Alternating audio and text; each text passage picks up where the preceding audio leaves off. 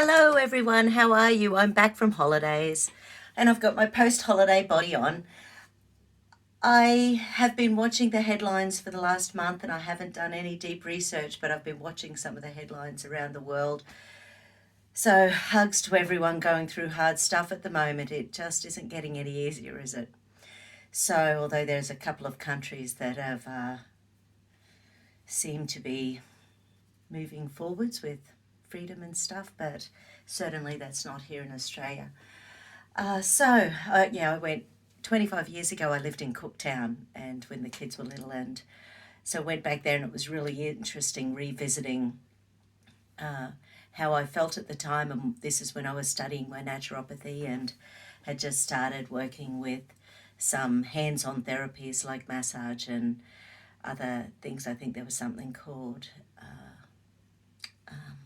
it was a spine energy thing, something for health. Anyway, it was just interesting feeling the way I felt up there and remembering all the things we remembered. And my hubby, who has the worst memory in the whole world, he was a teacher up there, and he was remembering the names of teachers and kids. And it was interesting knowing he actually has a memory, because normally he does not. So anyway, fascinating little process. So a month holiday and we're back.